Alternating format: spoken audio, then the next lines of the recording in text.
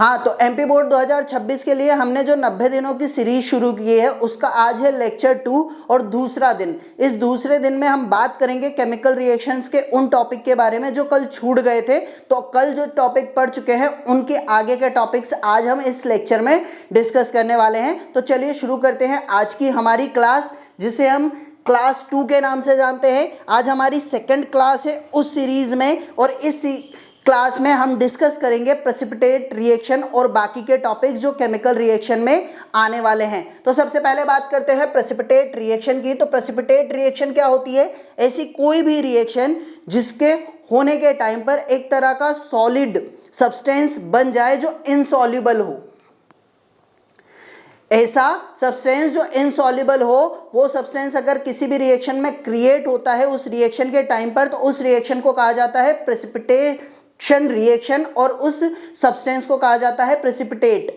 तो यहाँ पर एक एग्जाम्पल भी दिया गया है, जब लेड नाइट्रेट को हम किसके साथ, पोटेशियम आयोडाइड के साथ रिएक्ट कराते हैं तो हमारा एक नया कंपाउंड बनता है जिसे हम कहते हैं लेड आयोडाइड। क्या कहते हैं? Lead iodide. और ये एक येलो कलर के प्रेसिपिटेट के रूप में बनता है। ये देखिए, ये एक येलो कलर के प्रेसिपिटेट के रूप में बनता है, और साथ में ही एक लिक्विड भी बनता है जिसे हम कहते हैं पोटेशियम नाइट्रेट। तो ये जो रिएक्शन होती है इसमें एक सॉलिड सब्सटेंस फॉर्म होता है, और उसके बाद में वो इनसॉल्युबल होता है, जो किसी भी तरह के सब्सटेंस में सॉल्युबल नहीं होता है। तो ऐसे सब्सटेंस को हम कहते हैं प्रेसिपिटेट, और इस तरह की रिएक्शन को हम कहते हैं प्रेसिपिटेशन रिएक्शन।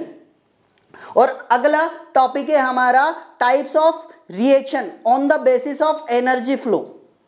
तो इस तरह से इन्हें दो भागों में बांटा जाता है, और इससे रिलेटेड क्वेश्चन एक डेफिनेटली पूछा जाता है। या तो डिफरेंस पूछा जाएगा या डेफिनेशन पूछी जाती है एंडोथर्मिक और एक्सोथर्मिक रिएक्शन की। तो ये आप जरूर से याद कर लीजिएगा और बिल्कुल समझ लीजिएगा। तो यहाँ पर सबसे पहला नाम आता है हमारा एक्सोथर्मिक रिएक्शन। एक्सोथर्मिक रिएक्शन का मतलब होता है कि जब भी कोई रिएक्शन हो रही हो और उसमें हीट या एनर्जी निकल रही हो या एनर्जी रिलीज हो रही है लाइट के फॉर्म में या हीट के फॉर्म में, तो उसे क्या कहा जाता है?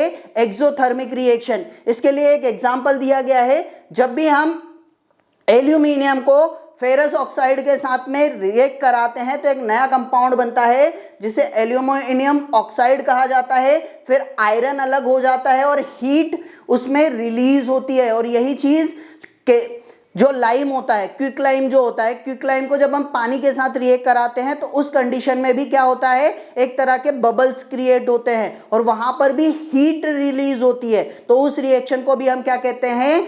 एक्सोथर्मिक रिएक्शन, क्योंकि वहां पर हीट रिलीज हो रही है। दूसरी तरह की जो रिएक्शन होती है उसका नाम है एंडोथर्मिक रिएक्शन। एंडोथर्मिक रिएक्शन का मतलब होता है कि किसी रिएक्शन को कंप्लीट होने के लिए उसे एनर्जी की जरूरत पड़ती है, और बिना एनर्जी के वो क्या नहीं करती? किसी भी तरह की रिएक्शन को कंप्लीट नहीं करती। तो उसका सबसे बड़ा एग्जाम्पल है मेल्टिंग ऑफ आइस। तो जो आइस होती है उसको पिघलने के लिए क्या करते हैं? बाहर से हीट एब्जॉर्ब करती है। वो विदाउट एब्जॉर्बिंग हीट वो कभी भी मेल्ट नहीं हो सकती। तो किसी भी आइस को मेल्ट होने के लिए क्या करना पड़ता है? हीट को एब्जॉर्ब करना पड़ता है। तो ऐसी कोई भी रिएक्शन जिसमें हीट एब्जॉर्ब हो रही है तो उसे क्या कहा जाता है?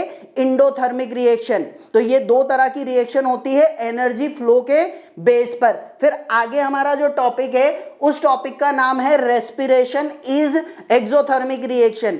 ये 3 नंबर का क्वेश्चन है। ये पूछा जाता है कि why respiration is considered as a exothermic reaction. तो उसके बारे में हम जान लेते हैं। तो यहाँ पर in the process of respiration the complex substances are broken down into similar substances and then converted to glucose in the whole process. Energy और हीट इज रिलीज्ड।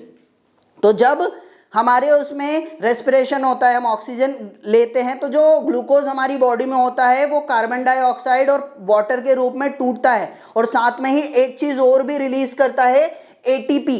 क्या रिलीज करता है? एटीपी रिलीज करता है। इसलिए जो रेस्पिरेशन होता है वो छोटे छोटे कॉम्प्लेक्स सब्सटेंसेस को छोटे और भी छोटे भागों में तोड़ देता है। कॉम्प्लेक्स सब्सटेंस क्या होता है? ग्लूकोज।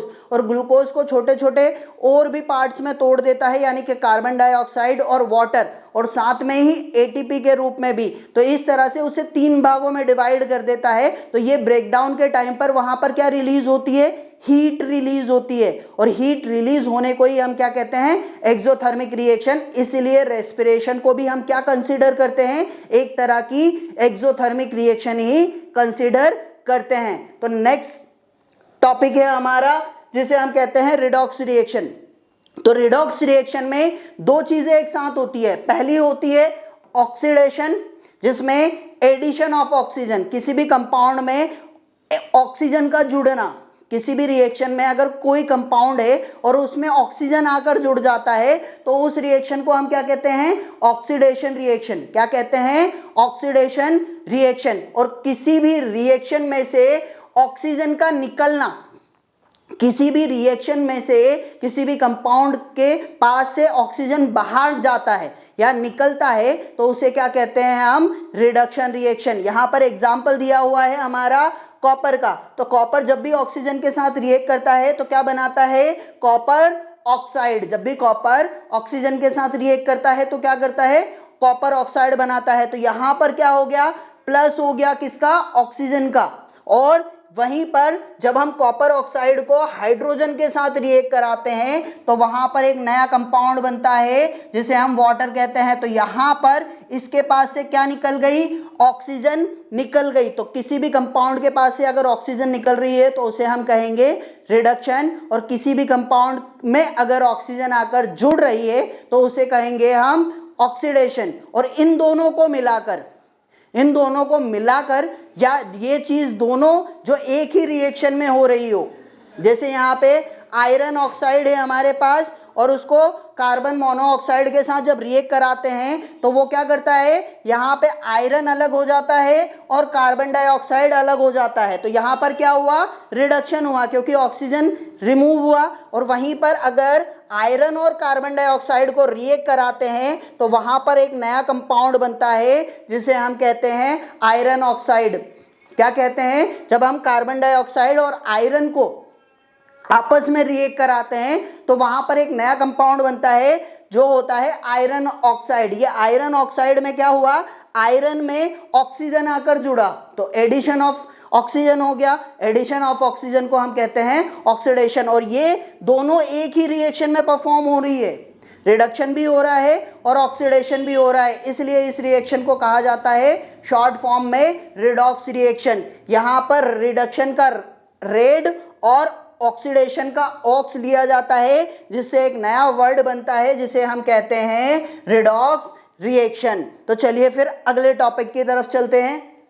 यहां पर हमारा टॉपिक है रिड्यूसिंग एजेंट और ऑक्सीडाइजिंग एजेंट। तो ऑक्सीडाइजिंग एजेंट वो होता है जो किसी भी सब्सटेंस को ऑक्सीडेशन में हेल्प करता है या ऑक्सीजन प्रोवाइड करता है, तो उसे क्या कहते हैं हम, ऑक्सीडाइजिंग एजेंट। मान लो किसी रिएक्शन में किसी तरह का कंपाउंड है और वो अपने पास से ऑक्सीजन किसी को दे रहा है तो वो बन जाएगा ऑक्सीडाइजिंग एजेंट। और रिड्यूसिंग एजेंट ऐसा कोई सब्सटेंस जो किसी कंपाउंड से ऑक्सीजन को रिमूव कर रहा है, उसमें से ऑक्सीजन को निकालकर अपने पास एक्सेप्ट कर रहा है, तो उसे कहेंगे हम रिड्यूसिंग एजेंट। वो क्या कर रहा है, रिमूवल ऑफ ऑक्सीजन। वो क्या कर रहा है, रिमूवल ऑफ ऑक्सीजन जो किसी और सब्सटेंस से निकालता है और क्या दे देता है उसको, हाइड्रोजन। क्या दे देता है उसको, हाइड्रोजन दे देता है। तो ऐसा सब्सटेंस जो ऑक्सीजन को रिमूव करता है और उसे हाइड्रोजन दे देता है तो उसे हम कहते हैं रिड्यूसिंग एजेंट। क्या कहते हैं, रिड्यूसिंग एजेंट। नेक्स्ट टॉपिक है हमारा कि हम एवरीडे लाइफ में जो ऑक्सीडेशन है उसके क्या क्या इफेक्ट देखते हैं। हमारी लाइफ में ऑक्सीडेशन के जो डेली लाइफ है उसमें क्या क्या इफेक्ट होते हैं। तो सबसे पहला इम्पैक्ट पड़ता है कोरोजन। तो कोरोजन का मतलब होता है कि किसी भी मेटल का धीरे धीरे डिस्ट्रक्ट होना या डिग्रेड होना, किसकी प्रेजेंस में, ऑक्सीजन की प्रेजेंस में और मॉइस्चर की प्रेजेंस में। क्या कहलाता है, कोरोजन। क्या कहलाता है? कोरोजन। जैसे कि लोहे में जंग लगना, ये डेली लाइफ में हम देखते ही देखते हैं। तो वहां पर नमी और ऑक्सीजन क्या करते हैं? रिएक्ट करते हैं। रिएक्ट करने के बाद एक नया कंपाउंड बना लेते हैं जिसे हम कहते हैं रस्ट।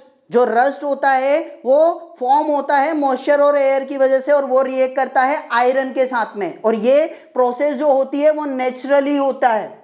जो एक रिफाइंड मेटल को उसके मोर स्टेबल, जो ज्यादा लंबे समय तक चल सके, ऐसे ऑक्साइड या हाइड्रोक्साइड में बदल देता है, तो उसे कहा जाता है कोरोजन।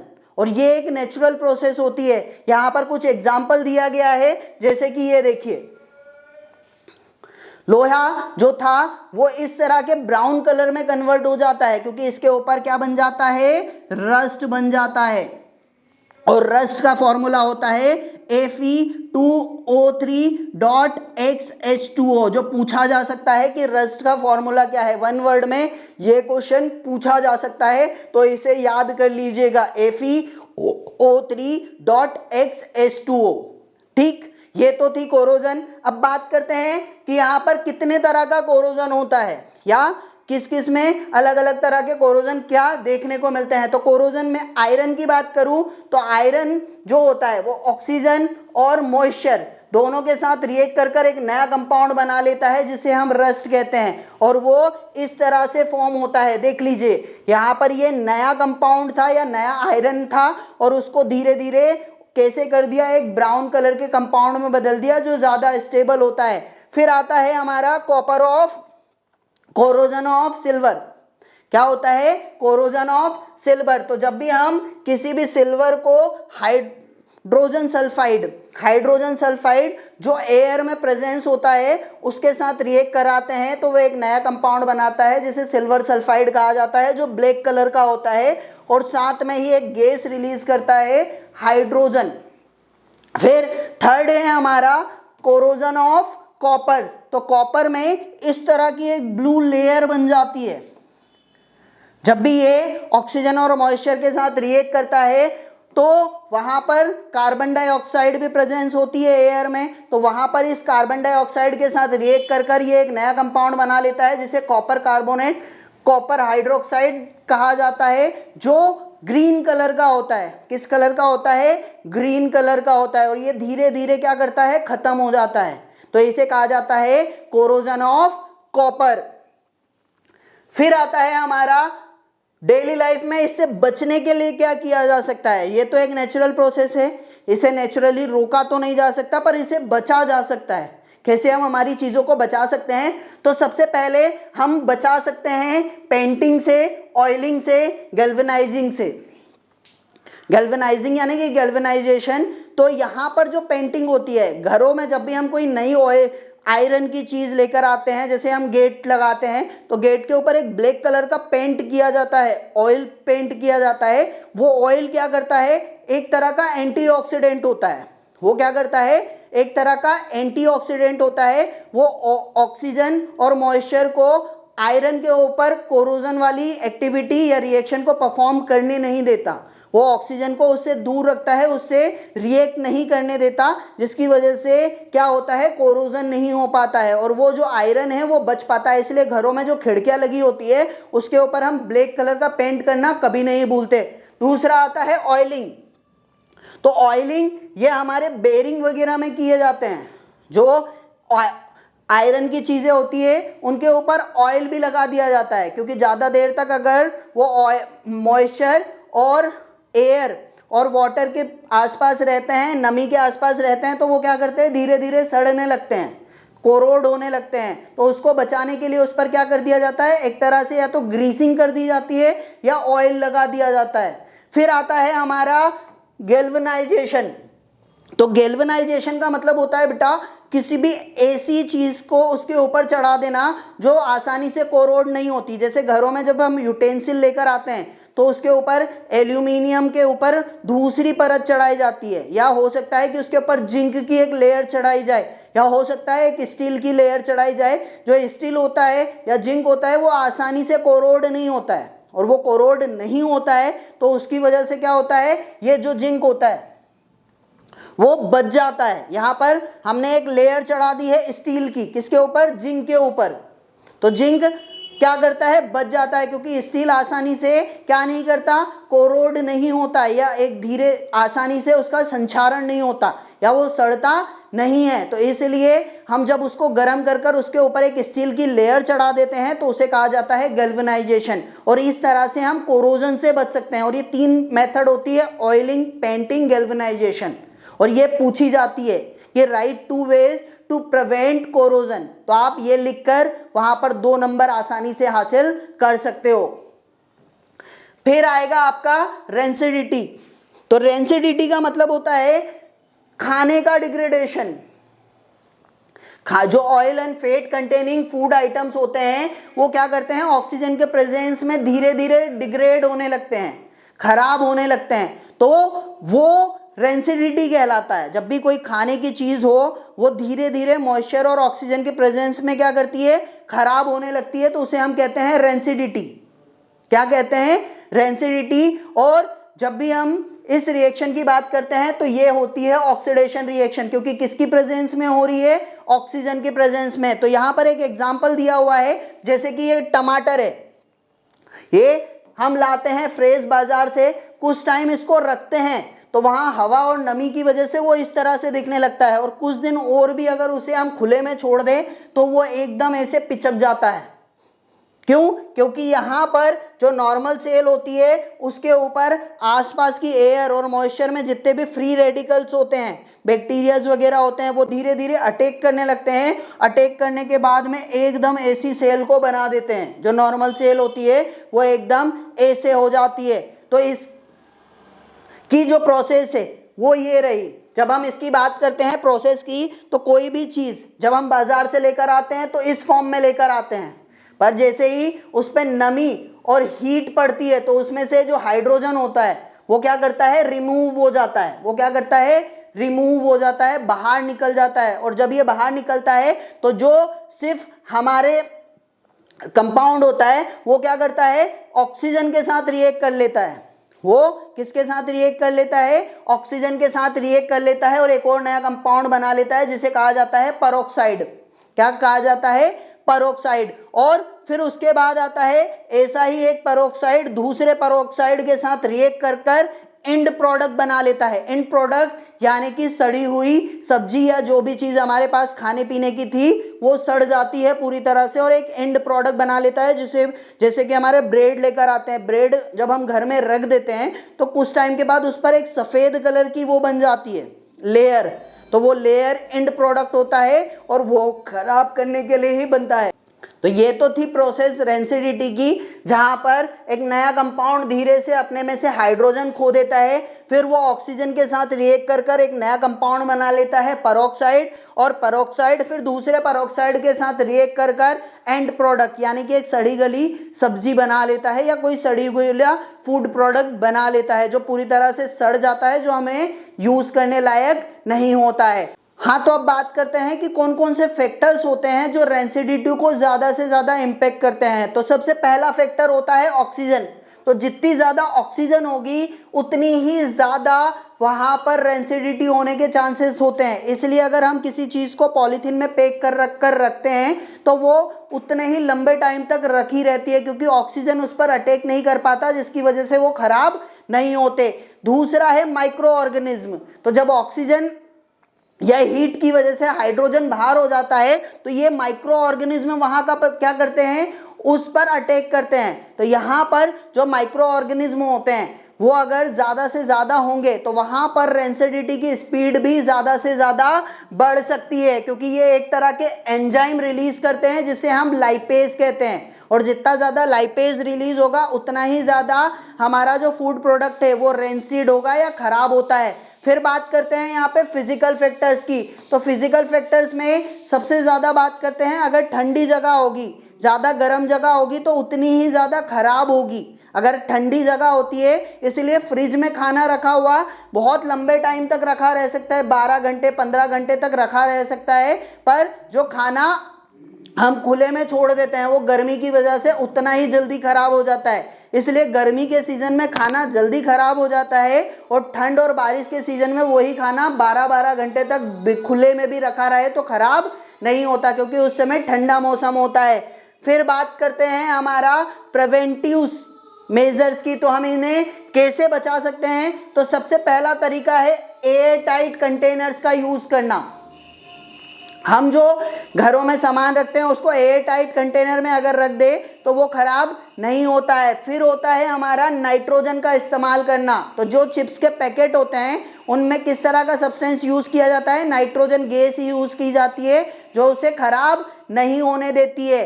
फिर आता है रेफ्रिजरेशन। तो जितना हो सके उतना ही फूड आइटम्स को क्या करना चाहिए, घर में रेफ्रिजरेटर में रखना चाहिए, क्योंकि ठंडी जगह पर रहने की वजह से उसमें जो एक्टिवेशन होती है, जिस तरह की रेंसिडिटी की प्रोसेस होती है वो स्लो हो जाती है, और स्लो होने की वजह से वो सामान जो भी आप खाने का लेकर आते हो वो क्या होता है, खराब नहीं होता है।